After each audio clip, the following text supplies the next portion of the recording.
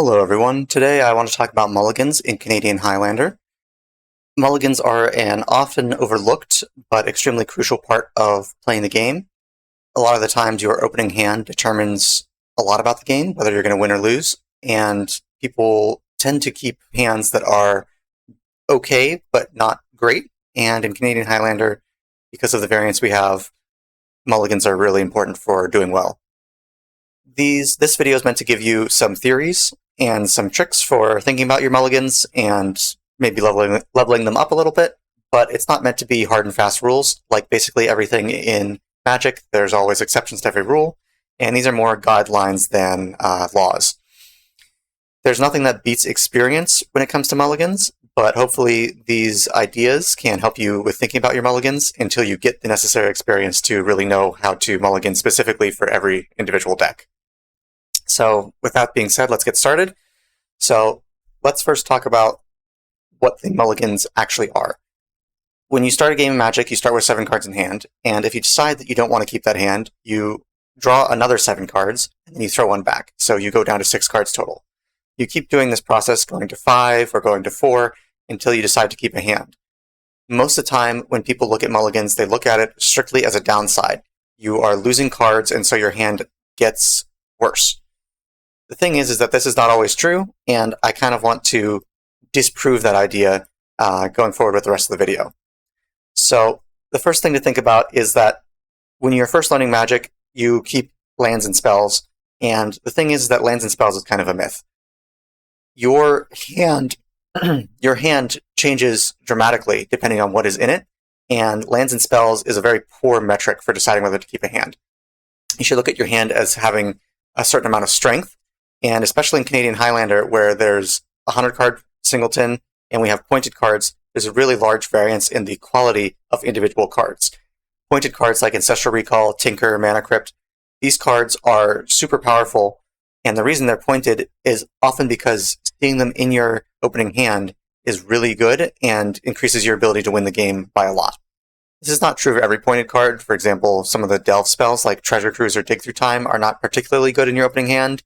Something like Time Walk might not be amazing in your opening hand, but generally speaking, if your hand has a pointed card in it, it's going to be extremely strong compared to a hand without a pointed card in it. There are also certain cards that are very high impact, like Ragavan, Thoughtseize, even something like Barracoif, and these cards are basically always good to see in your opening hand because they are good to get out early, or they're universally disruptive, they're universally applicable, and these types of cards are things you want to see in your opening hand more than some other cards. There are other cards that are a lot more situational. So, for example, something like a Shadow Spear might be really good against an aggro or mid-range deck, but it doesn't really do anything against control or combo, and so it's not really something you necessarily want to see in your opening hand. You might want to see it if you know what your matchup is, but in the blind, you probably don't want to see a Shadow Spear. Something like a Sauron's Ransom is a card that draws you a lot of cards, but that's all it does.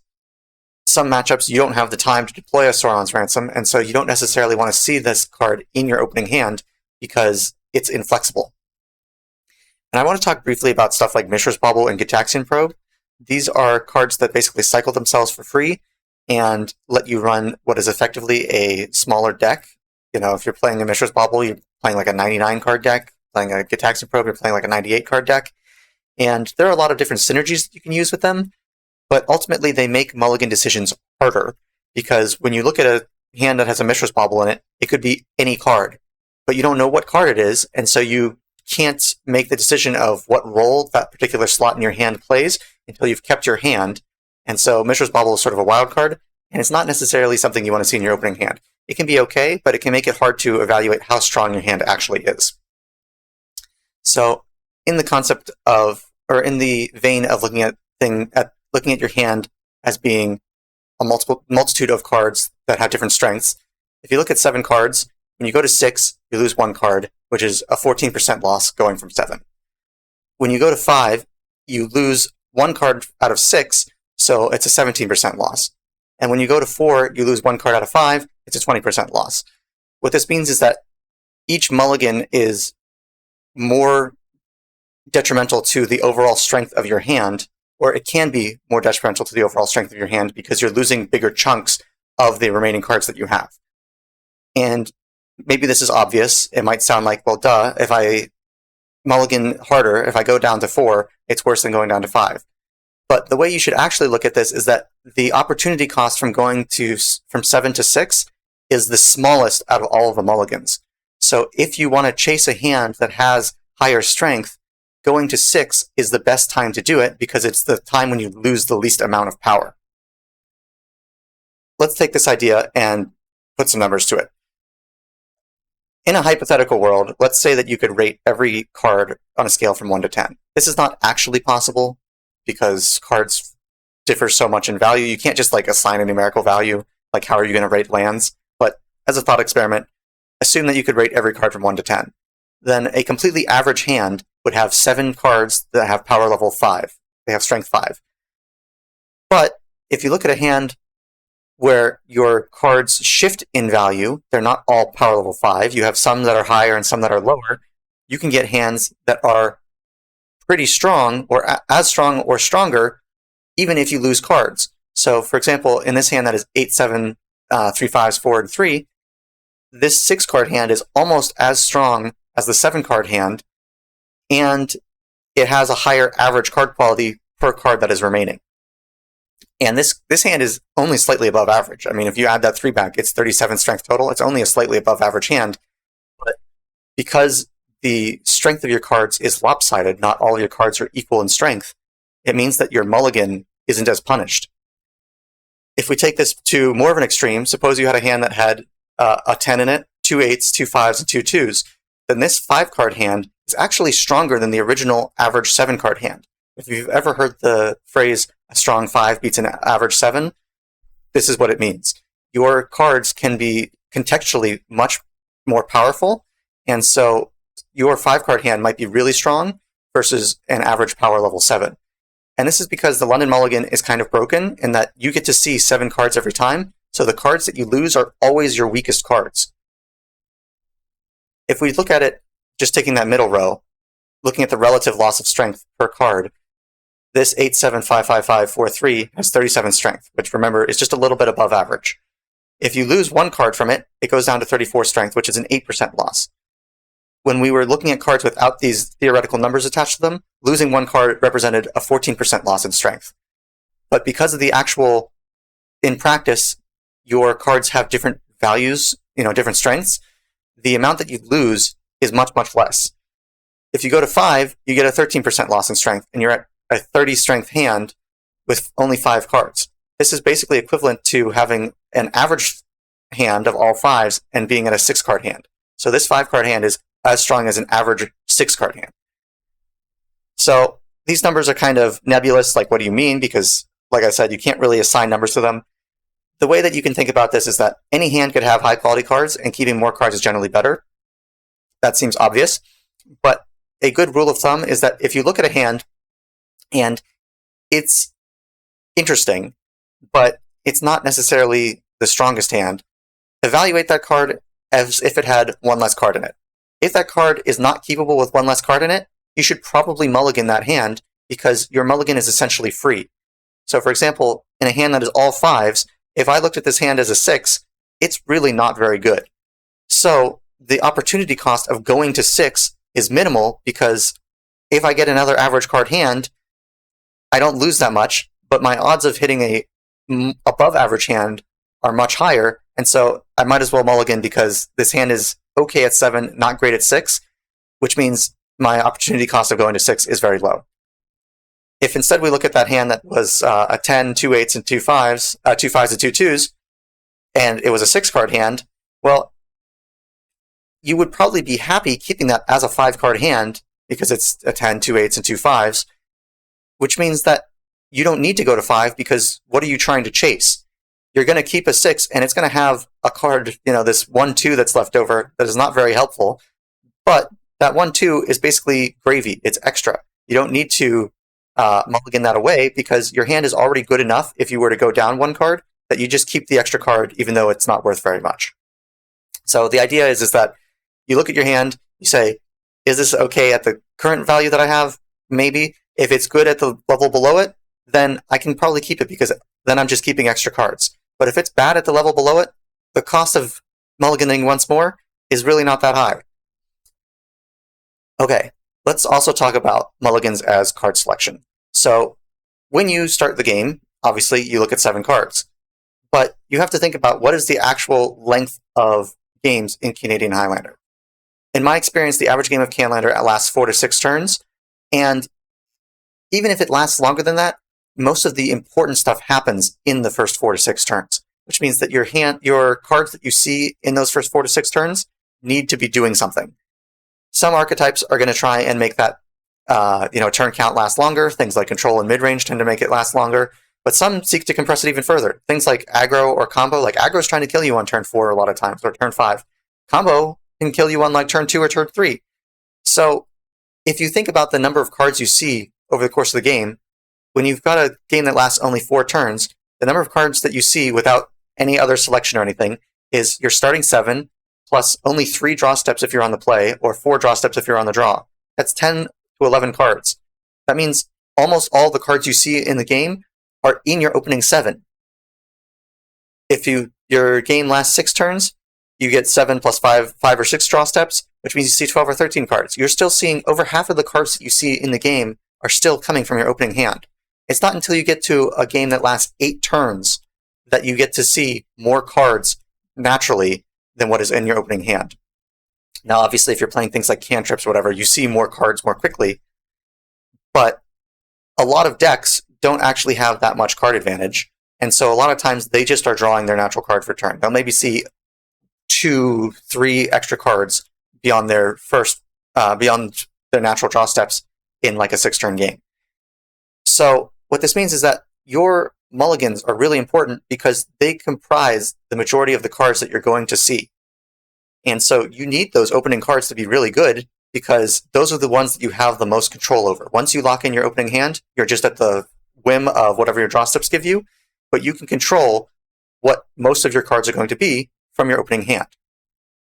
If we take a look at the math, every time you mulligan, you get to see 7 cards. And so every mulligan is basically drawing 7 with replacement, as opposed to cards that you see without mulligans are drawing without replacement. That's a bunch of fancy statistical stuff. You don't need to worry about it. What it basically means is that if you take 0 mulligans, your odds of seeing a card that has 1 copy is 7%.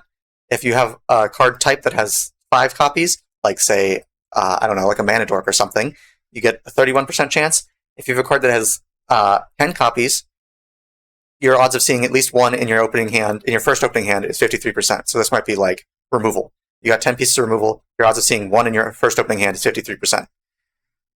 If you want to see a particular card in your opening hand, mulliganing twice can get you all the way up to like a 67% or 90%, depending on the number of copies that are in your deck. If you compare this to how many cards you have to see or draw naturally with 0 mulligans, you need to look at 13 cards, which is plus 6 over starting, to get the same effect that you would have doing 1 mulligan. You need to look at 19 cards, which is plus 12 over starting, which is an insane amount, in order to get the same amount that you get from 2 mulligans. So if you're looking for specific cards because of the matchup or because you want to chase stronger hands, your mulligans are so much stronger than drawing natural cards. 2 mulligans is as good as an additional plus 12 cards. And I don't know about you, but I haven't played too many Canlander games where you get to see plus 12 cards. So the point is that your mulligan is really good for finding specific cards, and it comprises a surprising amount of your cards that you're going to see over the course of the game, which is kind of why mulliganing is so important. So we've talked a lot about, or at least I've talked a lot about, why you would mulligan. Let's talk about what you are looking for when you're mulliganing. So different archetypes are going to want different types of hands, and knowing what you're looking for is important to figure out what kind of hands you want to keep. If you don't know what you're looking for, one hand doesn't look any better than the other. Spells and lands is the baseline, but it's not something that you should settle for. You should settle for hands that have purpose. So the questions you should ask are, what is my deck's game plan? If I'm playing an aggro deck, my game plan is to beat my opponent down with threats and win the game quickly. So I probably don't want, I need to know what kind of cards are the best to fulfill that plan. I don't want cards that don't do damage. I don't want, a bunch of interaction spells. I want maybe a little bit of interaction, but I want a lot of threats. If I'm a control deck, I want answers. If I'm a combo deck, I want combo pieces. And this is very different than just keeping lands and spells, because you could play a combo deck and open a hand that's all cantrips. Those are not combo pieces. Those are not tutors. Another question you should ask yourself is, do you know the matchup? If you know the matchup, what role does your deck have in the matchup? For example, if you're playing an aggro deck against a combo deck, your role in the matchup is to try to race your opponent as fast as possible, or if you're playing an aggro deck that has some amount of disruption, find your disruption.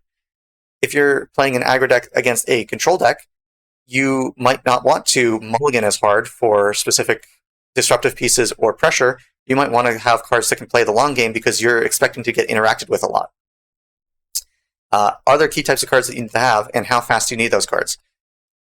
For example, if you're playing against a mid-range deck as a control deck, you probably want a removal spell, but you don't need a lot of removal spells. And your removal spell might not even need to be particularly fast. If you're playing against an aggro deck, you need those removal spells immediately because you're expecting to face pressure very quickly. If you're playing against a combo deck, your combo deck opponent is not going to give you a lot of time to find what you need. You need to find those cards now, which means you need to mulligan a lot harder. And then another question, and I'll talk more about sort of matchup-dependent heuristics a little bit later. And then another thing to ask is, how long do you expect the game to last? And how do you want to approach the matchup? Do you want to end it fast and mulligan hard, or play it slow and keep cards? Because the longer you expect the game to go, the more draw steps you have, the less powerful your mulligan actually is at keeping cards that you're going to see throughout the game. We talked about the longer the game goes, the more cards you see, the less percentage your mulligan has of all the cards that you see across the game. So if you expect the game to go very long, then you probably don't want to mulligan very hard because you want to keep as many cards as you can, because you're going to see more cards over the course of the game than your mulligan is going to give you. But if you expect the game to end really quickly, then your mulligan is most of the cards that you're going to see during the course of the game, and so you want to find a really good opening 7 or opening 5, whatever, rather than just waiting for draw steps to give you what you need. So let's talk about archetypes a little bit. So for aggro, you really want threats. Threats are better than an interaction. You want to be proactive. So for example, this hand, which is Mountain Badlands, Thoughtseize, Inti, IR's Oathsworn, Barrowglyph, and Screaming Nemesis, is a pretty good aggro hand. You've got early disruption on turn 1. You've got aggro threat with Inti on turn 2, or maybe IR's Oathsworn on turn 2. If you hit another land drop, you've got good 3 drops that you can play. If you don't hit a land drop, you can play Inti and try and dig for a land drop. But the point is that you have a little bit of disruption, but a lot of pressure. A hand that you don't want to see is something like this one, which is Mountain, Badlands, Bloodstained Mire, Duress, Thoughtseize, Lightning Bolt, and IR's Oathsworn, because it's just got too much interaction and it's got low threat quality, which means that your goal of winning the game through damage quickly is not really going to realize itself. You don't have enough pressure and you don't have enough staying power. You play your one threat, it gets removed, you're kind of out of luck. And even though you have a lot of disruption, it's probably not good enough. This hand might be okay in certain matchups, but most of the time you really want a lot more pressure out of an aggro deck and a lot less interaction. You play interaction because you need it to punch holes, but you don't want to have a hand that is only interaction. Let's talk about control decks. Control decks really just want interaction to deal with problems, and they want either cantrips or card advantage in order to sculpt and sort of bridge them into the mid-game, the mid and late game. So a hand like this one is Scalding Tarn, Tundra, Fire Islet, Ponder, Swords to Plowshares, Mana Leak, and Reprieve. Is pretty good because if you need to remove something on turn 1, you have a Swords to Plowshares. If you don't have anything you need to do, you can Ponder on turn 1. Turn 2, you can hold up Mana Leak and Reprieve, possibly even sit on the fetch land for a Surveil land, and you're good to go. So this hand is really good because it's got the things that you need to interact with the board and make sure that you can get to the mid and long game where you're going to be advantaged. Hands that don't have a lot of interaction or don't have a lot of card selection can lead to a loss of control because you're going to be scrambling to find answers. So this hand, which is Scalding Tarn, Tundra, Fire Islet, Dreadhorde Arcanist, Reprieve, Brain Surgeon, Aragorn, is pretty mediocre. You don't have anything to do on 1, so if your opponent does something on 1, you're going to be in trouble. Your Dreadhorde Arcanist on 2 doesn't have anything to copy, and it's, if it gets removed, you're not doing anything. You could hold up Reprieve, which is fine, but Reprieve is like an okay answer. It doesn't answer something on board, and it doesn't counter a thing. You don't know if you're going to have time to really fire off this Brain Surge, but you might need to because you don't have answers in your hand. And then Aragorn is a problem for the future. it's not necessarily something you want to see in your opening hand. So the idea is that control, you really almost don't care about your threats. Like, you can keep hands that have threats in them, things like Ragavan, etc., but you care mostly about answers, not about threats. Mid-range is a hard one to pin down. Mid-range wants a little bit of everything. It wants threats, it wants interaction. The reason that mid-range is so hard to pin down is that the role that you play can change depending on the context of the hand that you want to keep, and it can also change depending on the context of the matchup that you're playing. If you're playing against a control deck, you probably want a hand that is more threat-heavy. If you're playing against an aggro deck, you probably want a hand that is more interaction-heavy, more answer-heavy. So a pretty good mid-range hand would be something like Scalding Tarn, Verdant Catacombs, Blooming Marsh, Ignoble Hierarch, Abrupt Decay, Grist, and Broadside. You've got a little bit of early acceleration, you've got some answers, you've got a grindy threat with Grist, you've got a step on the, to put your foot on the pedal, threat with Broadside. This is like a good Jund mid-range hand. Being lopsided can be okay depending on the matchup, but it can be problematic too. So for example, this hand, which is Scalding Tarn, Verdant Catacombs, Blooming Marsh, Ignoble Hierarch, Carnage Interpreter, Sentinel of the Nameless City, and Pyroglyph, it could be okay. If you're playing against a control deck where you don't think you're going to need removal, this might be a perfectly fine hand. You can bridge into an early 3-drop.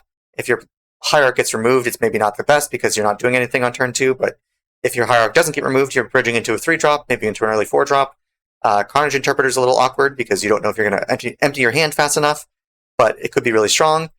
If you're against an aggro deck, it depends on the aggro deck. This might be okay. Sentinel of the Nameless City is a pretty good blocker, but it doesn't have removal. So if you're like on the draw with this hand, you might be in trouble because you play your Hierarch, they kill it, you don't have any interaction or turn 2 plays, and they're just going to run you over.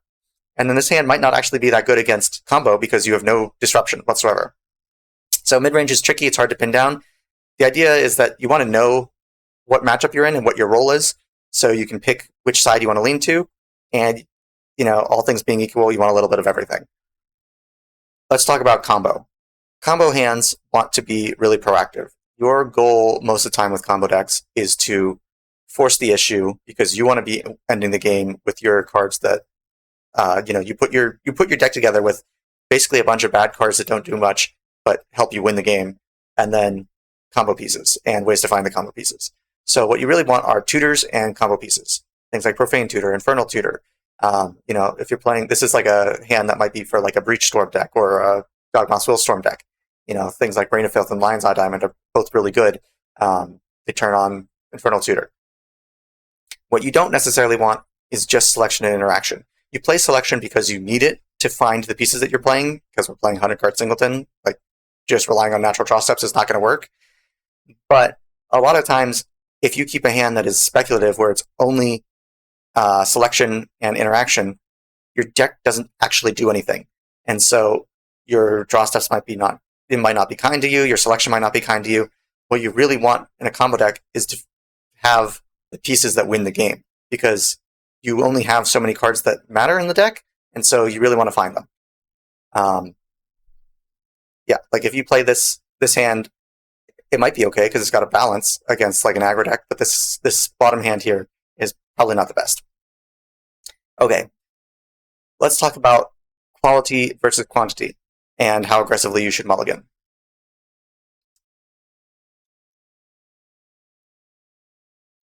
Sorry about that. Needed to get a drink to wet my lips.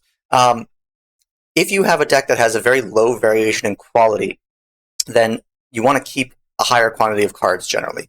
So the classic example would be something like Red Deck Wins, where everything is a bolt or a 2-mana or a 2-power creature with haste, or everything's a shock, and your card quality is really flat. But this can apply to things like blue control decks. Like a 4-color blue control deck has Swords to Plowshares, Lightning Bolt, Fatal Push, Mana Leak, Lose Focus, No More Lies, Counterspell. Like, all these cards are answers, and like for the most part, they're all interchangeable. Like, one is not particularly better than the other in your opening hand, and so you don't have a reason to prefer one over the other. Because most of your cards do similar things and are similar quality, you really want to keep a higher quantity of cards, because you're not going to have those spikes when you mulligan. You're not going to have a high power spike when you mulligan. You're going to have all your hands look kind of the same, and then you're just losing cards for no reason. If you have a deck that has a very high variation in quality, then what you want are higher quality of cards in your hand, which means that you want to mulligan harder. This shows up most prominently in combo decks. In combo decks, your tutors and your combo pieces are like the most important part of the deck and are, many, many times better than your cantrips, your selection, your interaction. And so you want to mulligan towards those because those cards being in your hand make your hands much, much stronger. Whereas keeping a hand that's got like just a Candy Trail or Serum Visions or whatever, so has some selection, is a very weak hand.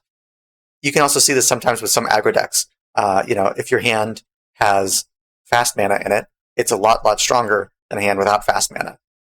If your hand's got, really powerful, if your deck's built around accelerating the curve, keeping a hand with a mana dork, for example, is going to be a lot better than keeping a hand without a mana dork.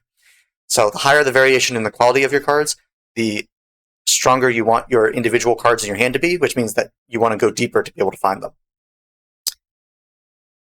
Let's talk about how you actually evaluate a hand. And one of the ways that you should evaluate your hand is that you should project your early turns and map out your game plan. So this example hand here is a hand from like a Boros Taxes list.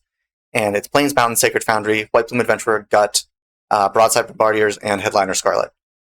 This hand has, in theory, insane card quality. White Plume Adventurer is a really strong card. Gut's a really strong card. Broadside's a really strong card. Headliner Scarlet's a really strong card. You even have the lands to get to casting them. But the hand is so slow. It takes so long to get online. You don't have a turn 1 play. You don't have a turn 2 play. You don't have any acceleration to get to your 3-drops. Your hand has extremely high quality, but it just doesn't play very well. And you should look at your hand and say, does this hand actually play well? And if it doesn't, it's probably not worth keeping. This is maybe an extreme example, but it is the type of hand that I have seen people keep, and I have even been tempted to keep at times because it just looks so enticing. Like, look at all these powerful cards. But if you can't play your cards, if you're not doing anything to affect the game until you get to your powerful cards 2-3 turns down the line, it's probably not worth keeping. The bottom hand is something like a Grixis control deck or maybe an Esper Red control deck would play. Xander's Lounge, Undercity Sewers, Ponder, Sleight of Hand, Mana Leak, Brain Surge, Barragoyf. This hand, in theory, has basically everything you want out of a control deck. You've got early selection with Ponder and Sleight of Hand. You got Mana Leak. You got a Barragoyf to stop aggression or to apply pressure if you're against like a combo deck. It's pretty good, except that all your lands come into play tapped, and so your sequencing is really weird. If you play an Undercity Sewers, for example, let's just say you play as Xander's Lounge, because you might hit like an untapped land. But if you play your Xander's Lounge, like looking just at the context of your hand, because you can't predict what you're going to see going forward. So looking just at the context of your hand, you play a tapped land, so you don't do anything on turn 1. Turn 2, you can't hold up your Mana Leak because you have another tapped land, so you play another tapped land, or you Ponder or Sleight of Hand to find something else, but you play a second land, cast a cantrip. Turn 3 comes around, you got this Mana Leak in hand. Your opponent has had 2, maybe 3 turns of development that you haven't been able to interact with at all, and you're sitting on a counterspell that might not be useful anymore, and a Brain Surge and a Barragoyf that are not that good. And the problem with this hand is that it just doesn't sequence properly. It has all of the right pieces, but it just can't play them in the right order. So if we look at different hands from the same decks, this hand for Boros Taxes has the same lands, but it's replacing the spells with Ragavan, Source of Plowshares, Thalia, Guardian of Thraben, and Broadside Bombardiers. This hand maps out really, really nicely. Turn 1, you can play a Ragavan, and if you're on the play, Ragavan's really good because you can play Ragavan next turn. If your opponent plays something to block, you Source the Plowshares it, you hit, you get a treasure, you play your Thalia. If you're on the draw, you can still play Ragavan, or if they play something that you have to answer, you can Source it, but next turn, you can still do the whole Source of Plowshares play and go about your day. If you don't have to Source of Plowshares your opponent, your Ragavan makes a treasure, you play your 3-drop, your Broadside on turn 2, you're good to go. This hand curves very, very nicely, and so it's a much stronger hand, even though the cards themselves are maybe a little weaker on average than the previous hand. If we look at the Esper control deck, the Grixis control deck or Esper Red control deck, I've changed it up so that you've got Xander's Lounge, Undercity Sewers, Flooded Strand, Ponder, Sleight of Hand, Fatal Push, and Mana Leak. And this hand's really good because if you're on the play, you can start with a tapped land. If you're on the draw, you can play a Flooded Strand and hold it up because you might want to fatal push something. Like if you're on the draw and you need something, you need to fatal push something, you can crack that Flooded Strand, go get yourself an Underground Sea, fatal push, you're good to go. If you don't need to do anything, you can play your tapped land. And then the next turn, you can hold up fatal push, you can ponder and hold up fatal push, you can hold up mana leak. You have a lot more flexibility because your sequencing can be a lot better. You're not locked into, I'm playing a tapped land, I'm playing a second tapped land, and then I'm figuring out from there. Your sequencing can be, okay, if I need to do something, I can fatal push. If I don't need to do something, I can develop my tapped land. So this hand is a lot stronger because it can sequence a lot better. And this is just something you should do when you're looking at your hands. If your hand doesn't make sense, like you can't see the play patterns that make sense with your hand, then you probably shouldn't keep it. If you can see play patterns that make sense with your hand, and it's filled with cards that you want, then it's a hand that you should think about keeping. Another thing to think about is that some cards are better on the play versus on the draw, and you kind of want to take that into account. This is sort of like the next tier into thinking about your hand. Some cards, like Ragavan, Deathrite Shaman, other Mana Dorks, are a lot better on the play because your opponent has less time to answer them, and they can snowball resources for you. You play a Ragavan on the play, your opponent has one turn to deploy something or remove it. Even if they deploy a blocker, you can now untap and remove the blocker and attack with Ragavan. They didn't have anything to do about it, and you're starting to snowball. If you're on the draw, something like a Ragavan, first of all, if you play it and your opponent's holding up mana, they can just remove it before they go to their second turn. But, say you're holding up a hand that plays Ragavan on turn 1. They go, turn 1 Mana Dork. You go, okay, I guess I go turn 1 Ragavan. They go, turn 2, 3-drop, and you never get to swing with Ragavan, ever. Ragavan's a lot worse on the draw than it is on the play. Stuff like Daze and Wasteland are really powerful cards on the play because if you're ahead, you can use them to protect your threats or to take out your opponent's resources. But if you're on the draw, you do not have time to be doing that. If you're on the draw and you daze something, you are already behind one land drop because of being on the draw, and then you're going to be behind a second land drop because you picked up a land with daze. Same with Wasteland. Like if you're on the draw, your opponent goes, develops their board, and you try to Wasteland them, they're already ahead of you because they're on the play, and you're setting yourself even further behind by trying to Wasteland. Stuff that is trading on parity is worse when you're on the draw. And then stuff like cantrips might actually be worse on the draw. You don't necessarily have time to search for what you're looking for. You don't have time to spin your wheels going ponder, brainstorm, consider, etc. You just need the cards that you need right away. And so cantrips might actually be something that you value less on the draw. Now, it's hard to find cards that are better on the draw. There are not a lot of cards that are better on the draw, let's be honest. But there are cards that are maybe better, or at least they're not worse on the draw. So generally speaking, reactive spells are not worse on the draw.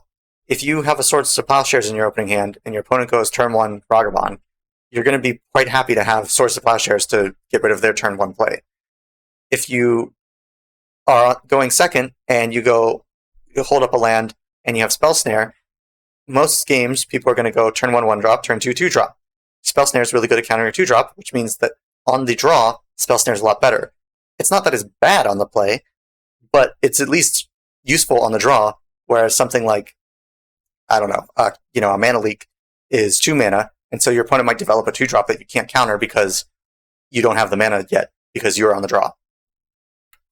I put a card like Wall of Omens as being good on the draw, because it just slows down the game and it cantrips. It's kind of a weak example, but it's something that you can think about. Pitch spells are good on the draw because first of all, they don't cost mana, so you can take advantage of the fact that or you can negate the downside of being on the draw, which is that you have fewer resources in play.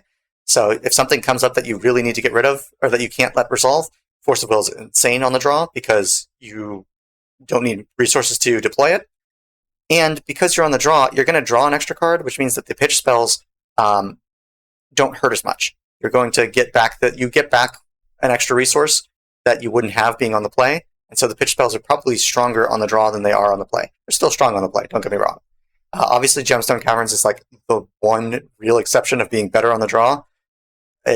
actually has real functionality other than being a colorless land on the draw, but that's, an exception, not the rule. But you should look at your hand and say, is this better on the play or on the draw? Because you can take into account, like, okay, I can sequence my cards, and this is really good on the play, but if I'm on the draw, my opponent has more resources or more time to deal with these actions that I'm taking. Is my hand still good? Okay, let's talk about matchup-dependent heuristics. So you really want to know what your opponent's game plan is and what their play patterns are and use it against them, and then you can modify your own play patterns to match or subvert what the opposing deck is trying to do. And really, the way that this works is, I talked about earlier what an aggro deck wants, what a control deck wants, what a mid-range deck wants, what a combo deck wants. If you know what other archetypes want, you can understand how to attack them, what kind of cards you want to match them.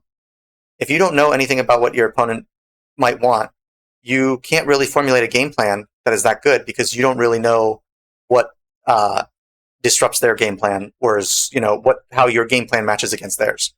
So, for example, in a Grixis control deck, or the Esper Red control deck we're talking about, this hand that's Xander's Lounge, Flood of Strands, Scalding Tarn, Swords to Plowshares, Fatal Push, Mana Leak, and Daze is pretty good against aggro or mid-range. Because if you think about it, aggro or mid-range want to develop a threat, develop one or two threats early on, and try to, snowball resources or, kill the opponent very quickly, or kill you very quickly.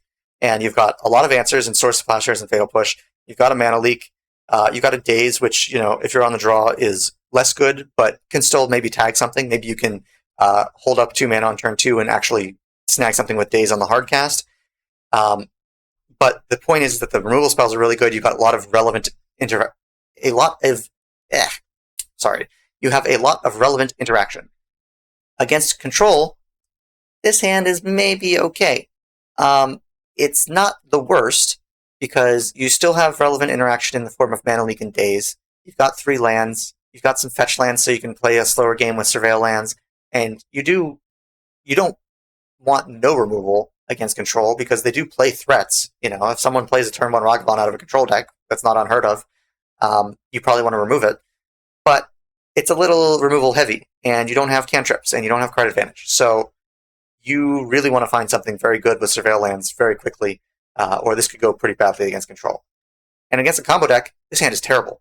You got 2 dead cards. You got Swords to Plowshares and Fatal Push. Combo deck wants to, assemble their combo, and you've got 2 counterspells, which is okay, but you have 0 pressure.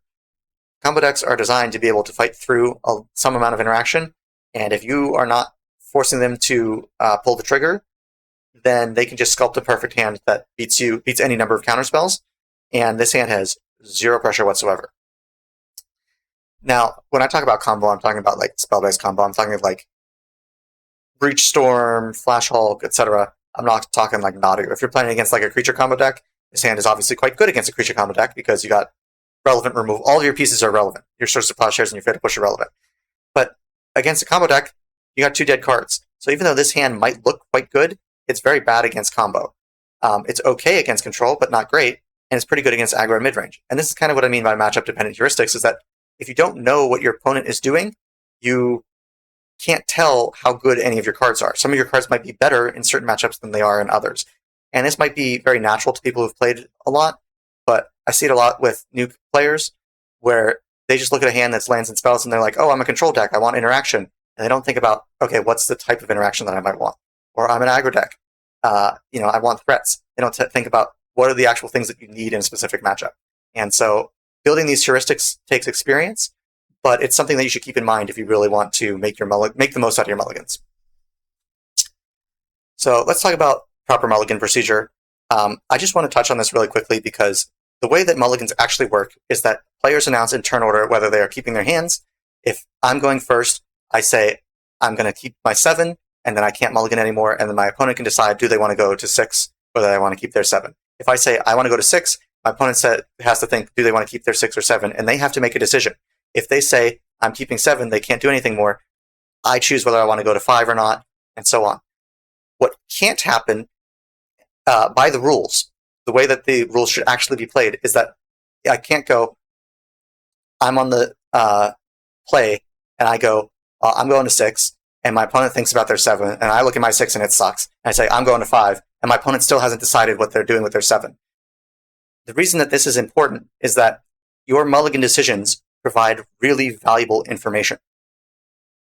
And not only are you not following the rules if you skip the whole turn order process, some cards are much, much stronger the lower your opponent mulligans. Things like Wasteland and Thoughtseize are really strong the lower your opponent mulligans because they have fewer resources. If you Thoughtseize a 7-card hand, you probably take a good card, but their hand is mostly functional. If you Thoughtseize a 5-card hand, their hand might just completely collapse. Or you Wasteland a land out of a 5-card hand, they might have only kept a 2-land hand or something because they don't have enough cards to keep more resources.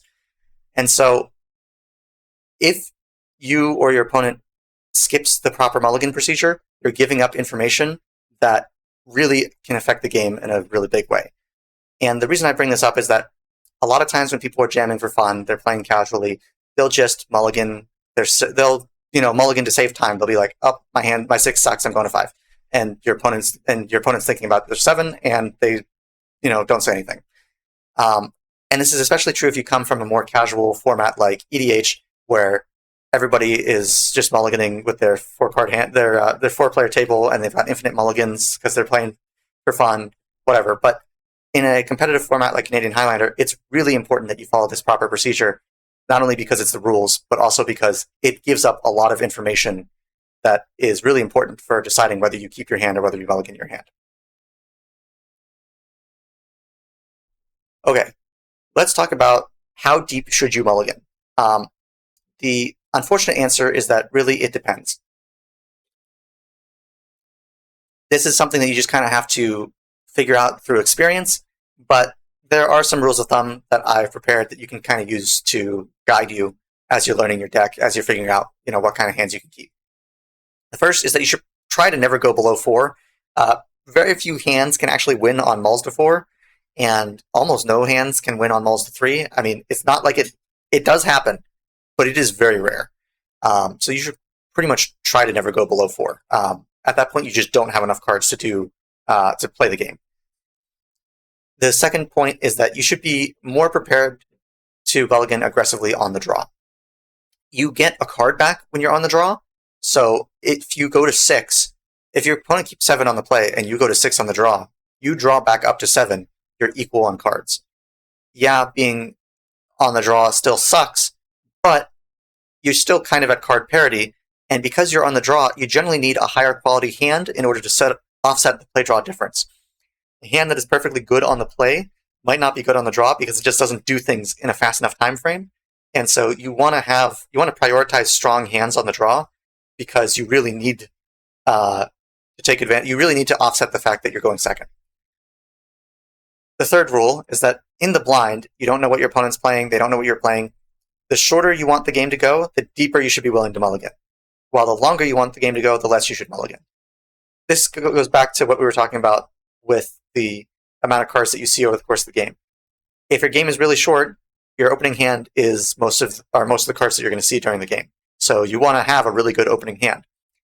If you're expecting the game to go really long, because you want the game to go long, you're a control deck or whatever, you should not mulligan as aggressively because you really want to have a density of cards because you're going to see more cards as the game goes along, and your opening hand is not as important.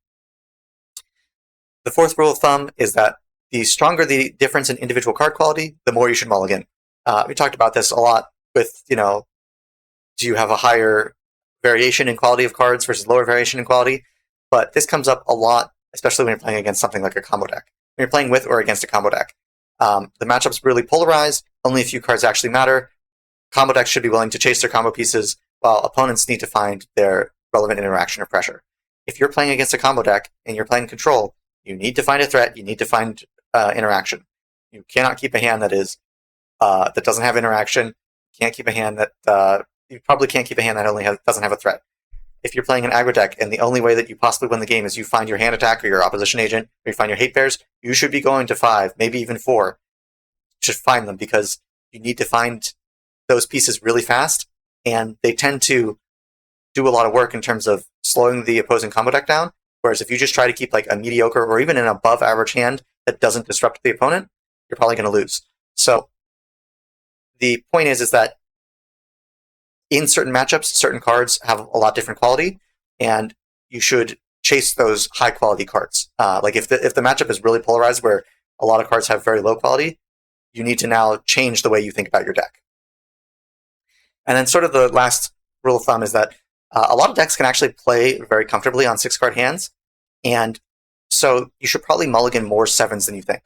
If you look at a 7 and it's really good, no problem, keep that 7. But if you look at your 7 and you say, this is like okay, it's not amazing, it's sort of whatever, you should probably go to 6. Most decks can operate on 6-card hands, and you will probably find stronger hands doing, if over the long term, if you keep doing this, you say, well, my 7's average, I'm going to go try to find a better 6.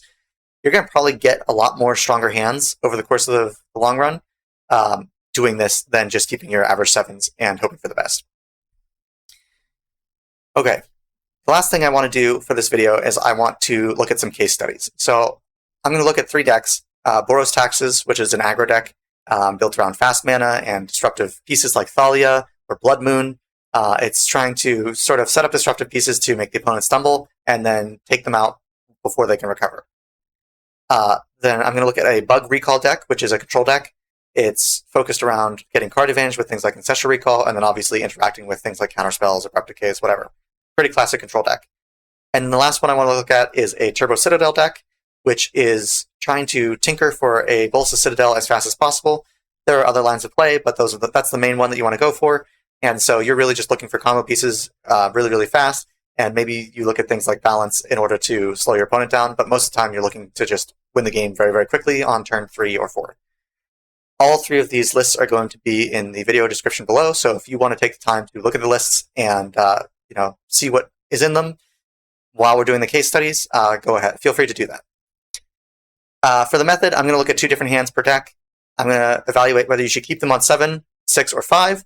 And we're going to rank the cards in terms of which cards are the best and which cards are the ones that you should throw away first. So, if a card is slot number 7, that means when you go to 6, that's the card you're going to bottom.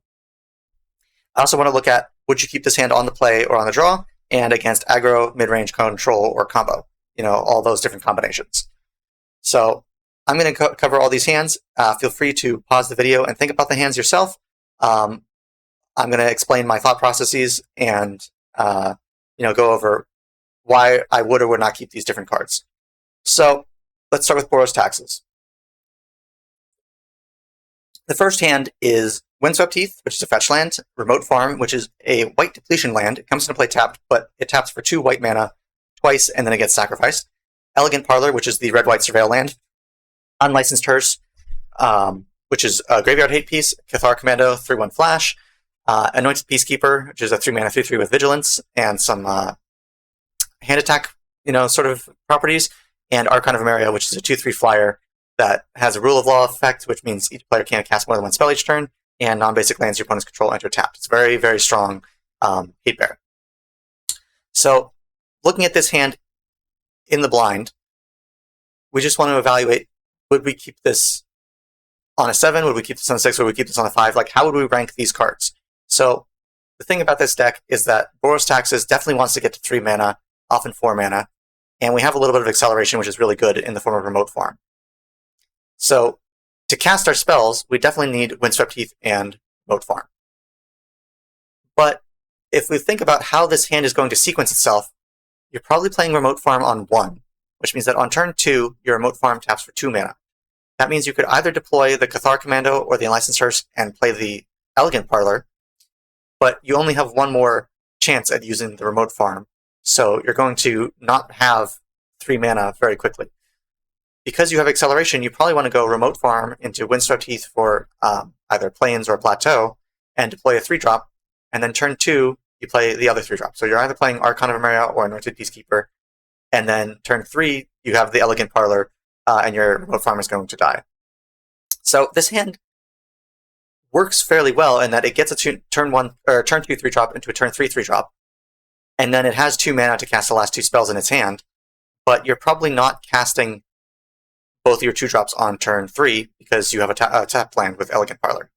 So the way that you want to sequence this hand is you go Remote Farm into Windswept Heath into a 3-drop, turn 3, play another 3-drop, play Elegant Parlor.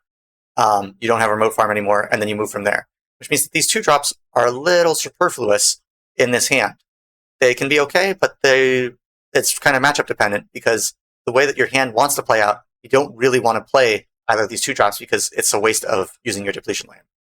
So if we were to rank the cards, you basically have to keep the Windswept Heath and the Remote Farm, because those are your main mana sources. If you are going to keep your 7, obviously you keep all the 7. If you're going to take this to a 6, the thing that you would bottom is either the Unlicensed Hearse or the Elegant Parlor, depending on the matchup. The Elegant Parlor, bottoming the Elegant Parlor is a little bit sketchy in that you're going to lose the Remote Farm, but this deck is a deck that plays 37 lands plus 2 Land Cyclers plus Mana Crypt and Soul Ring, and I think it also has 2 more MDFCs. So it has a lot of mana sources in it. So your odds of drawing another mana source are relatively high, and so you might want to consider bottoming the Elegant Parlor. But a lot of times, you're not going to have time to deploy this Hearse, so unless it's a matchup where it's really good to deploy the Hearse, you're probably bottoming the Hearse. If you had to go to 5, obviously you're going to drop these 2, then you're probably dropping the Cathar Commando or the Archon of Emeria. The Cathar Commando is really awkward to sequence, as we've talked about. You really want to go Remote Farm into 3-drop, into another 3-drop, so the Cathar Commando is sort of awkward to place. But the Archon of Emeria might also be something you want to consider dropping, because if you draw more 2-drops, the Archon of Emeria prevents you from double spelling, and in some matchups, Archon is just okay, not that great. Anointed Peacekeeper is probably the one that I would keep always, because it's just a solid body. It's good in almost all matchups. So, would I keep this on a 7? Maybe. It's pretty good because of the acceleration, but there are definitely matchups where this 7 is not worth keeping. Would I keep this on a 6? Probably, because I would bottom my Licensed Hearse, and I don't think the deck is going to get significantly better going to 5. It's a pretty good 6. If you're keeping it on a 5, when you start getting lower on cards, your standards for what makes a good hand drop a lot, and so you would definitely keep this on a 5. So let's talk about the different matchups.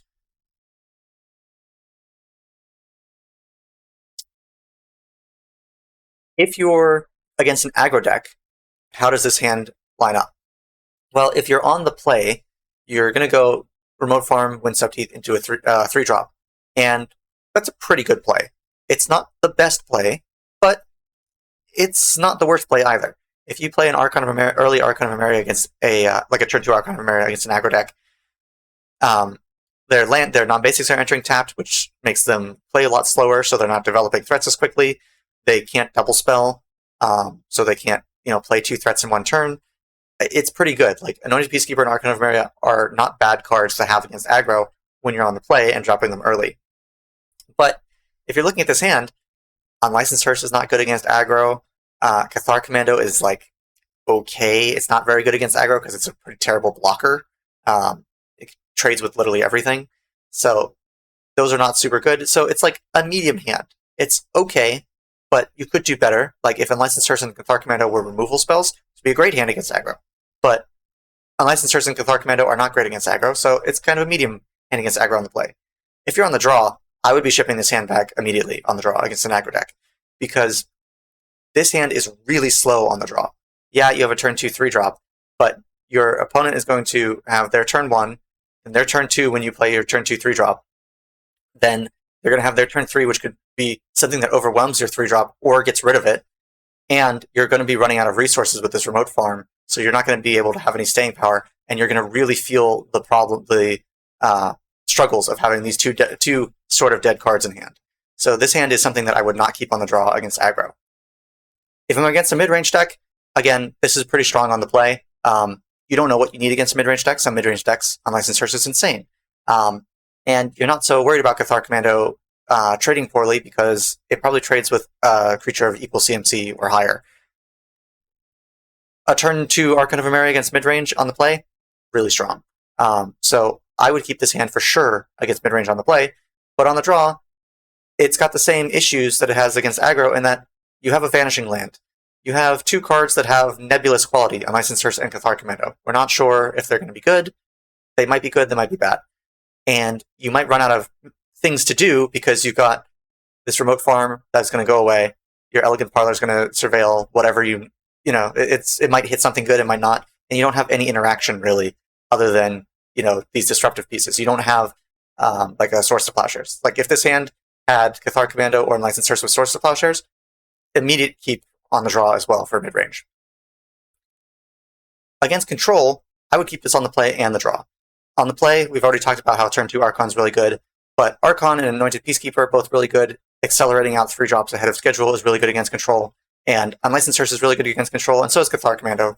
Being able to flash in against an opponent so that you force them to use their mana on their turn, and then you can untap and use your mana on your turn again, really taxes their ability to interact with you. And again, like Hearse is really good against control decks, and accelerated threats are good against control decks. And then this hand is just like, I'm not going to say it's the nuts against, it's not like the perfect hand, but it's pretty strong against combo, because Archon shuts off like almost all combo decks. Anointed Peacekeeper is going to shut off a lot of combo decks. Hearse is going to fight all the graveyard combo decks.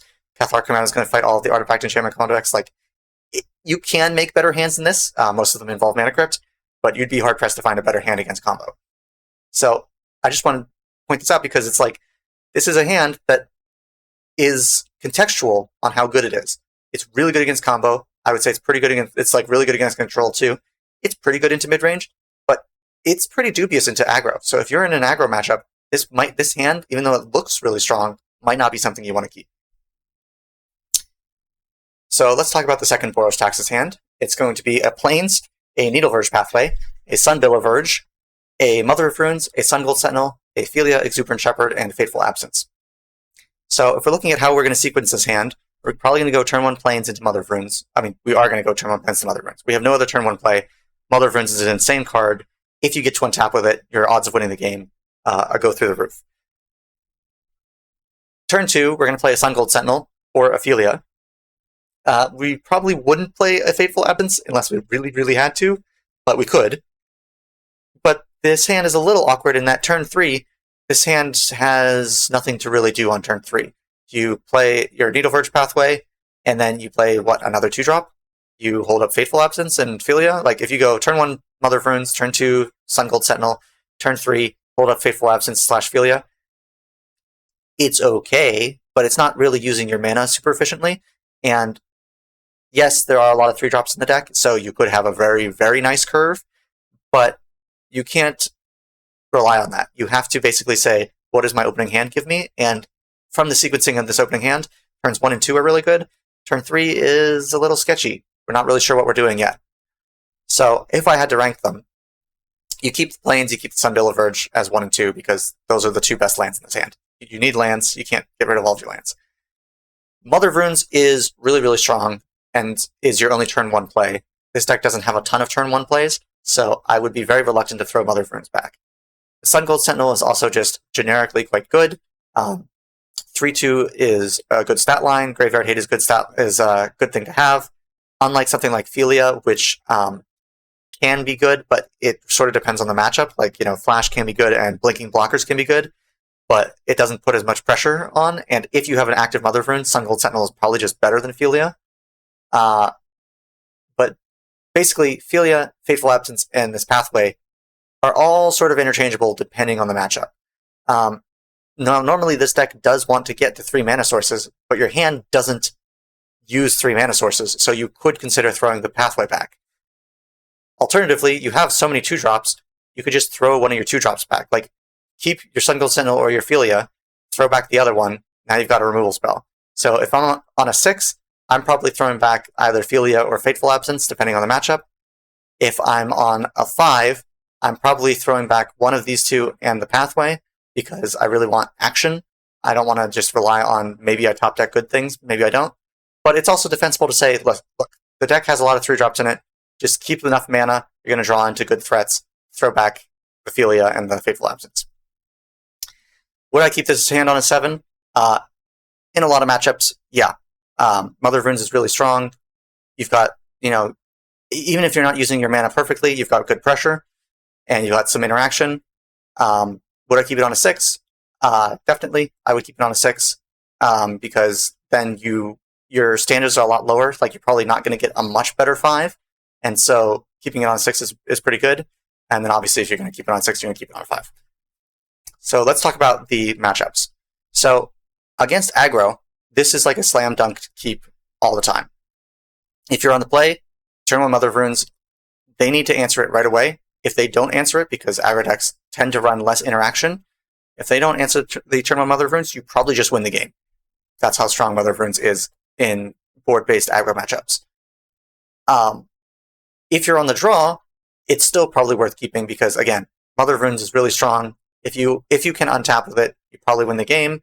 If you don't untap with it, that means that they probably took their turn 2 to remove your Mother of Runes, which means that you're going to play your Sun Gold Sentinels, your Phelias, which can go toe-to-toe with the aggro threats, and you have a piece of removal in this hand. So it's generally pretty good against aggro, I would say.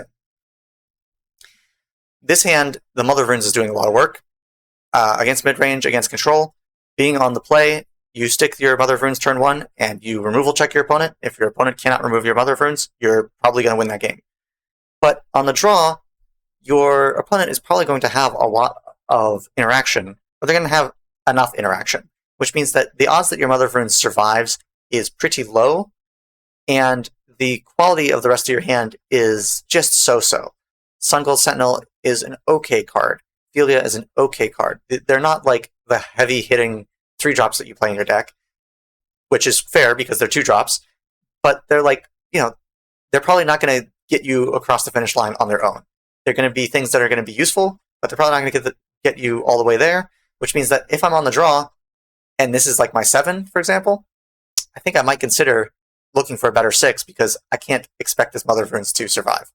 Now, you can, of course, keep this hand and say, listen, if this Mother of Runes survives, we just win. And so it's very reasonable to keep this on the draw, but I just want to say that it has a level of danger that a stronger hand might not have from this deck. Like, you might want to fish for a stronger hand on the draw. Against combo, this hand is like not keepable. I mean, you could try it, but you're probably going to lose. You've got a Mother of Runes that doesn't really do anything against combo. You've got a Sun Gold Sentinel, which is going to attack for 3, but that's like not that strong. Like, it's okay. It's pressure, but it's not disruptive really at all. And you have no hate bears whatsoever. So, like, if you're on the play, like, it's a good amount of pressure, but it's not insane. Like, you could definitely have much higher pressure hands. The Mother of Runes goes from being the best card in your hand to being the worst card in your hand against combo. And obviously, Fateful Absence is pretty bad against combo as well. And then if you're on the draw, this hand is just like probably too slow for being not disruptive. Okay, that was Boros Taxes. Let's go to the bug control hands. So the first hand we're going to look at is Island, Pluto Delta, Verdant Catacombs, Bayou, Feed the Cycle, Sink into Stupor, and Stock Up. So if we think about a control deck, what do we want as a control deck? We want interaction, we want card selection or card advantage, and we want the game to go on pretty long, so we probably don't want to mulligan too hard. If we look at this hand, it's got an early Feed the Cycle. You can play a fetch land, get a surveil land, bin the card that you're surveilling, use the other fetch land. So Feed the Cycle is in fact online on turn 2 if you need it. It's also got Sink into Stupor as a turn 3 play, or turn 3 you can stock up and start to pull ahead in the resource game. So this is like a pretty good hand. It's a little resource heavy, but you're a control deck, you want a lot of resources. If you were to keep this as a 7, it's because you value the Feed the Cycle and the Sink into Stupor. You value the Feed the Cycle, Sink into Stupor, and Stock Up as relevant cards in the matchup. But this is a kind of middling power hand for a 7. You don't really want to mulligan super hard because you're a control deck, but you probably could do better at 6. If this is a 6-card hand, you're probably going to bottom one of these lands because you have so many resources. And then if you're a 5-card hand, I mean, you got to do what you got to do at 5 cards, but this hand is very, very weak at 5 cards. So if we look at the ranking of the cards, I would say that the fetch lands, maybe this island should be 3, maybe the fetch land should be 1 and 2. But basically, these are the core 3 lands I would keep, is island and the 2 fetch lands. The Bayou is very, very superfluous. It's not the main colors of your deck. You're a base blue deck, so the Bayou can go back if you need to keep a 6. And then these other 3 cards are contextual based on the matchup. So let's look at the matchups then. If you're playing against aggro on the play, I would say this hand is pretty good. Turn 1, you're going to fetch and surveil, bin whatever you get, whatever you find, unless you find something that's like extremely good in the aggro matchup. If you find something that's really good, you'll probably keep it, but you're going to bin the first card that you get, you're going to fetch, surveil, bin, and then turn 2, you're going to fetch and have feed the cycle up for turn 2 on the play, which is really good against aggro. Then you have Sink into Stupor to handle a turn 3 play, and then hopefully you've drawn something by then, or you can stock up into finding more action.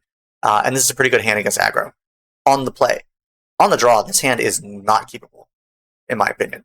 You're going to spend your first turn fetching and surveilling, then fetching, in order to try to feed the cycle on turn 2 while your opponent is on turn 3. And you're just going to be way too far behind. You do not have time to deploy this stock up. The Sink into Stupor is expensive. This feed the cycle is expensive. You're just likely to get run over on the draw against aggro. So this hand goes from being pretty good against aggro on the play to probably unkeepable on the draw. Against mid-range, I'd say this is pretty good on the play, because again, you have feed the cycle alive on turn 2. If you don't need it on turn 2, you have Sink into Stupor on turn 3. Or you can hold up feed the cycle on turn 3. Like this hand sequences itself pretty well against mid-range on the play, for basically all the same reasons it sequences itself well against aggro. It's a little bit more sketchy on the draw. You don't know what you're going to need. You don't know if you're going to need more interaction, or if you're going to need more threats. Like if you're against mid-range, you're the one who's answering threats in this matchup because you're the control deck. If they have a really explosive start on the draw, it's like you're playing against an aggro deck, and that's not a keepable hand. If they have a not so explosive hand on the while you're on the draw, this hand is fine. So it's sort of mezzo. It's medium. Sometimes it's good, sometimes it's bad. Against control, I would probably keep this hand a lot of times against control. You have a removal spell as a real emergency valve and feed the cycle, but the removal spell is not that important. What is important is that you have 4 land drops, technically 5 land drops, and you have a card advantage spell. Control mirrors are all about who can accumulate the most resources, and it's about patience. And if you miss your land drop against an opposing control deck, you probably just lose. And this hand is not going to miss its land drops for quite a long time.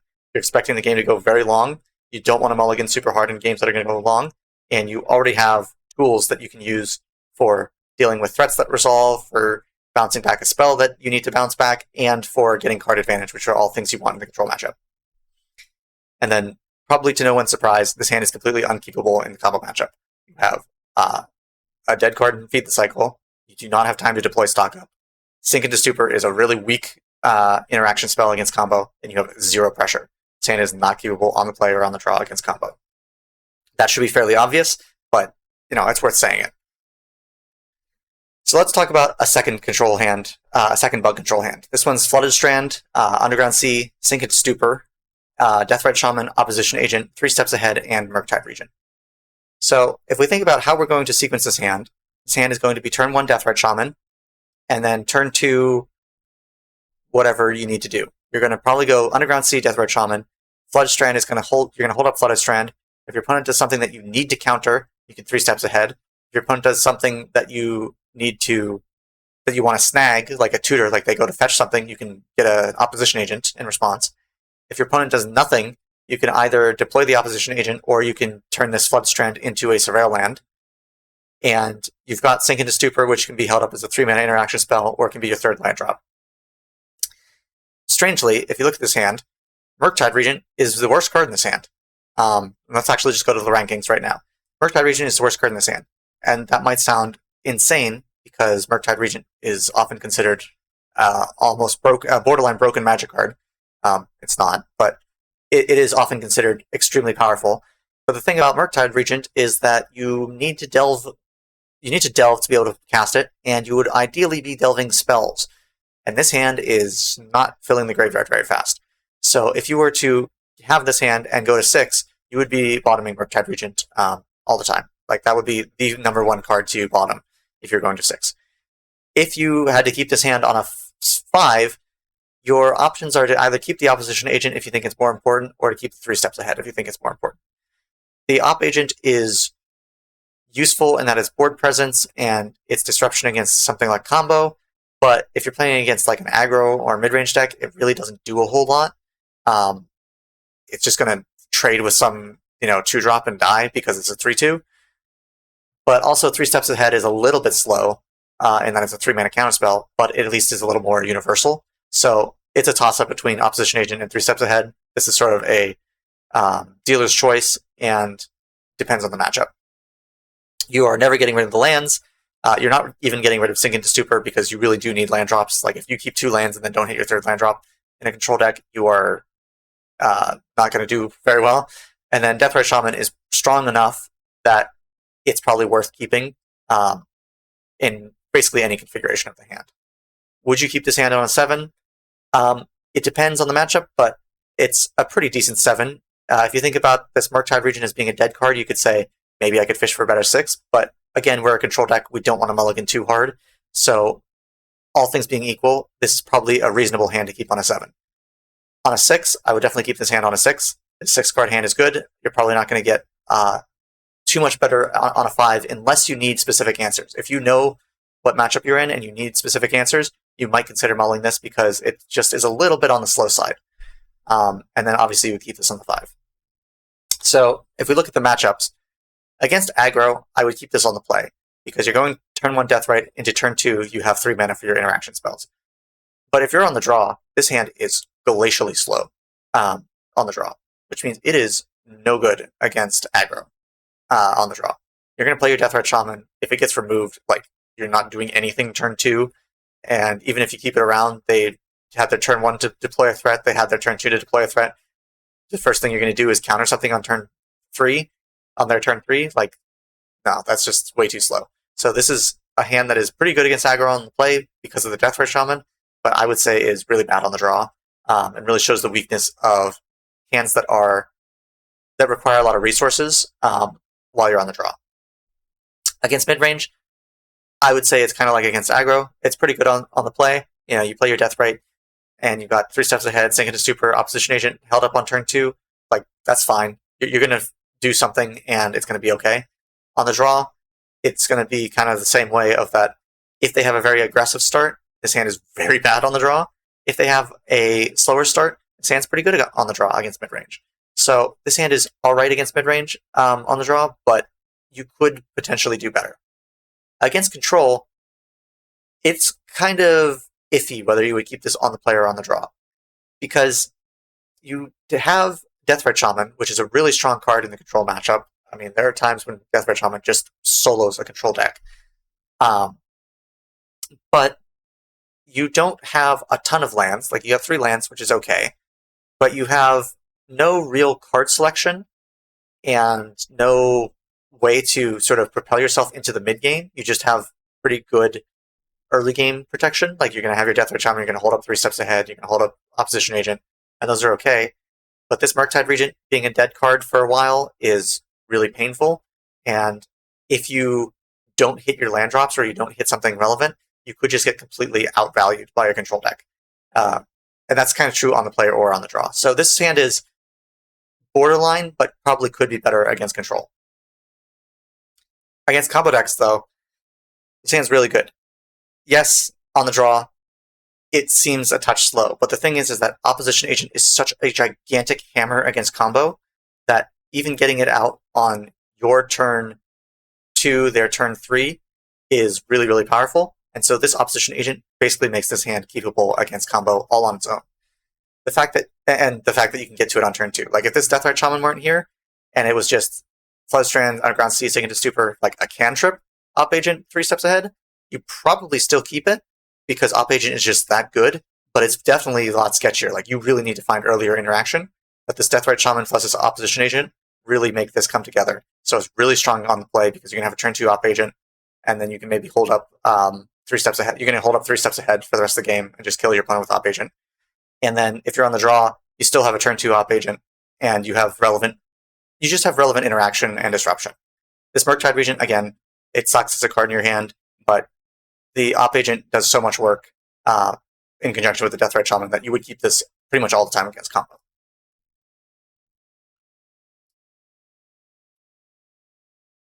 Alright, finally let's look at Turbo Citadel.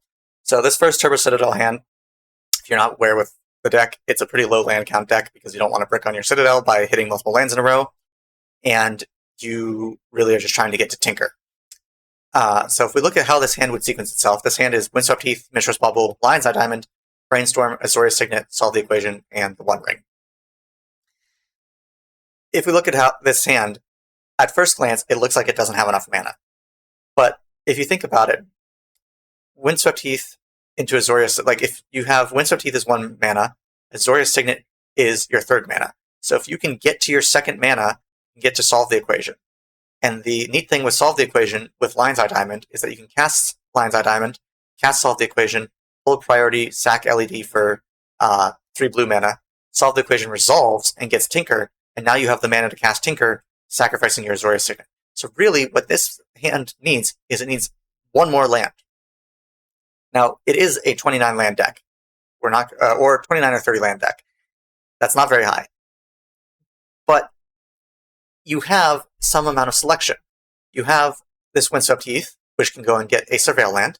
You have a Mishra's Bauble, which you can use to bauble yourself to look at your top card. If your top card is a land, you don't need to fetch. You can just play your fetch land, go to your opponent's upkeep, draw that 2nd land.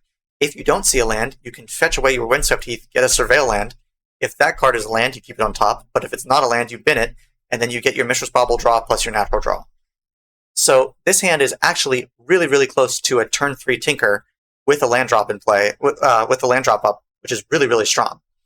So if we rate this hand looks like it's not keepable, but it's actually really, really strong. If you were looking at this at a 7, obviously this hand is really good as a 7 because you just get extra cards. But the thing about combo decks is you really want to mulligan down to your combo pieces. And so actually let's start from 5 card. As a 5 card hand, you need Windswept Heath because you need mana. You need Azorius Signet because you need mana. And then the Mishra's Bauble is your main form of selection. So it's not even like that much of a selection. It gives you a little bit of information to figure out how to use your fetch land to try to get a 2nd land. So these 3 cards are the core. Solve the Equation gets you your Tinker. So Solve the Equation is your 4th card is the 4th best card in this hand. And then Lion's Eye Diamond lets you Tinker on the same turn. So instead of having to cast Solve the Equation, get Tinker, wait a turn, then cast Tinker, you can Tinker all on the same turn. So those are the 5 best cards, which means this hand is keepable at 5 cards. So you would keep this on a 6, you would keep this on a 7, because you would keep this on a 5, and so you would keep this on a 5. If you had to go to 4, which is rough, you would be bottoming the Lion's Eye Diamond and hoping to just do a slower turn 4 Tinker by getting land drop 1, try to find land drop 2, cast Azorius Signet, cast Solve the Equation on 3, cast Tinker on 4. This hand is basically not keepable on 3. I mean, like if you had to, you would keep Bauble, land, Azorius Signet, but it's like pretty rough. And then Brainstorm and the One Ring are really superfluous to this hand because this hand basically has its game plan spelled out by going Solve the Equation for Tinker. Which is weird to say because Brainstorm is a really strong cantrip and One Ring is a really strong card, but they are not that important to the functioning of this hand. So let's talk about how you would keep this hand in different matchups. If you're against aggro, as the combo deck against aggro, your goal is to just try to win the game as fast as possible, and especially in Turbo Citadel, where your life total matters a lot, you want to win very quickly against aggro decks. They will be pressuring your life total, so the longer you take, the less likely you're going to be able to win off of your Citadel, which is a problem. This hand, all things going well, is a turn 3 Citadel, so on the play, that's insane. You're basically going to outrace every aggro deck on the play. You probably are outracing most aggro decks on the draw, although some aggro draws can deal a lot of damage by that point, and so your Tinker might not be that great. But this hand is really good against aggro. You just want to goldfish as fast as possible, so this hand is slam dunk keep against aggro. Against mid-range, it's interesting. This hand gets slightly better, in my opinion, on the draw. Don't get me wrong. If you can get a turn 3 Tinker on the play, it's much better than getting a turn 3 Tinker on the draw. But this hand really values getting that 1 extra card from the draw because you just need 1 more mana source, and so getting that extra draw is really, really helpful. On the play, this hand is very brittle. If your opponent casts a Thoughtseize or something, if they cast a Thoughtseize or they blow up a Mana Rock or something, this hand could be really, really brittle. And so it's probably keepable against mid-range on the play, but it's at least worth thinking about throwing it back. On the draw, I would say this hand gets much better because your odds of drawing your second land that you need are really high, and a turn 3 Tinker is still a turn 3 Tinker, which is really, really strong. Because it's so brittle, this hand gets stopped by basically anything. This hand is not keepable against control. Yeah, it's a turn 3 Tinker in ideal scenarios, but if your control opponent knows what they're doing at all, they're going to have... They just need to have like a Spell Pierce, and you lose. If they have literally anything that stops you from doing anything, you probably just lose, and this hand does not have enough resources to get up to the One Ring, and this Brainstorm is not very helpful with only one fetch land. So this hand is like just not keepable against control at all. You are going to lose the game from your opponent casting Mana Leak or Spell Pierce or whatever, and then you're just not going to win. You're not going to be able to do anything. Against other combo, when you're playing against other combo, your goal is to either outrace them or disrupt them and then execute your combo. This hand doesn't do any of the disrupting stuff, but it is pretty fast. Turn 3 is pretty fast in terms of combo decks. Most combo decks average like a turn 3.3, 3.5. And so turn 3 is good. It's faster than average. So it's pretty good on the play, but again, it gets the sort of secret buff of it's maybe a little better on the draw, because your opponent is probably not going to win turn 3 on the play. They might, in which case you're very sad. But if you have a higher chance of winning turn 3 on the draw, that's even better. And so I would say that this hand is definitely a keep on the draw against combo, and it's pretty good on the play, but you might want to consider something that is a little more certain or has a little bit more disruption, like a Thoughtseize or something. So that's Turbo Citadel hand 1.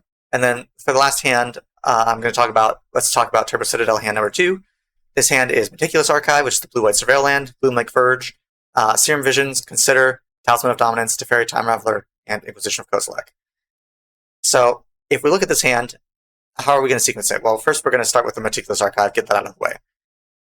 Turn 2, we're probably going to play the Talisman of Dominance, and then we're going to either cast a cantrip, or we're going to cast this Inquisition, or we're going to cast this Inquisition. Turn 3, we're going to cast this Teferi, and then we're going to go from there and figure out what we can do. If we look at this hand in the abstract, this hand is not very good. You have no tutor pieces, you have no tutors, you have no combo pieces. It's just a lot of spinning your wheels and hoping it works. You have some disruption, which is nice, but if your Surveil plus your 2 cantrips don't find you anything relevant, this hand basically does nothing. So in most matchups, this hand is like not keepable. This hand is not keepable on a 7, so therefore it's not really keepable on a 6. It's not really keepable on a 5. Like if you had to keep this, it would be keepable on a 5 just because you probably can't afford to go to 4. But in the combo deck, you might be able to go to 4. Like you can have 4s that just win the game, and so it might be worth mulliganing this even on a 4 or even on a 5. But if you were to keep it on a 5, that would be understandable. You would be bottoming Consider and Teferi, because these are the 2 worst cards in the hand. Serum Vision sees more cards than Consider, which is why it's better. And then Inquisition helps you punch holes, which can be helpful for not dying. But yeah, this hand is, generally speaking, not very good. However, if we look at the matchup spread, it's going to be maybe a bit surprising to some people that I actually rate this hand as being really good against control. And this is sort of a deck experience thing. When you're playing a combo deck, your opponents need to mulligan to very specific interaction, especially a combo deck as fast as Turbo Citadel. They need to find forces or whatever. They need to find really early interaction, which means that you can take advantage of the fact that they are going to go down on cards to keep more cards and just outvalue them with your number of cards. This hand has 2 interaction spells. It has Inquisition of Kozilek and it has Teferi, both of which are really good against control. Inquisition punches a hole, and then Teferi, if it resolves, basically means you're not going to be interacted with from the control deck, and you can combo freely. So Teferi is like a huge hammer in the control matchups, especially when paired with another hand attack spell to clear the way for him. Yes, you don't have tutors. Yes, you don't have combo pieces. So your hand might just do nothing and break off and die. But if you go for a hand that is brittle and pure combo like the last hand we looked at, against control, all they have to do is have one interaction spell. In this setup, they need to have multiple interaction spells, and you have time to go find... They're probably not going to pressure you very much, so you have time to go find your combo pieces, and you have some decent selective cantrips. So against control, this hand is... Even though this hand looks completely opposite of what you would want to keep for a combo deck, this is the kind of hand that I think is actually quite strong against control. But if we're looking at other matchups, yeah, this hand is not very good. If you're against aggro, this hand doesn't do anything. You might not ever hit the cards that you need, and you'll just die. If you're against a mid-range deck, if you're on the play, like, there's maybe the sliver of possibility that you would keep this hand on like a 5 or something, because you have a little bit of selection, a little bit of ways to punch holes in the opponent's game plan, and so you probably won't die if you're on the play, and you might be able to find what you need fast enough, but it's pretty dubious. On the draw, this is like definitely way too slow. And against other combo, like, you have some disruption in the form of Inquisition. So like, if this were a 5 against another combo deck, I would maybe keep this because you can stop your opponent from comboing, and then you have a bunch of selection, but it's pretty sketchy against combo. And then on the draw, it's like definitely like you're slow, you don't have any, you're not guaranteed to combo, and so this hand is like no good. But I just wanted to show this hand because this hand, in the abstract sense, is very bad. But in certain matchups, this hand could be quite good. And that's something that you get over, you learn how to evaluate hands with experience, but it's just something to keep in mind because you don't want to just assign the same label to every single hand that you see. You want to be able to take into account context. Okay, that's all I had for today. Thank you for watching the video, if you stuck around this long. What tips did you get from this video that you find the most useful? And if you have other heuristics or other tips and tricks that you use for evaluating your own mulligans, I'd be happy to hear about them below. I thought of all the ones that I use and that I thought would be helpful for people, but obviously everyone approaches this game very differently, so always be happy to continue the conversation in the comments below. Thank you again for watching the video. Feel free to leave a like, comment, all that sort of stuff, and have a great day. I will see you next time.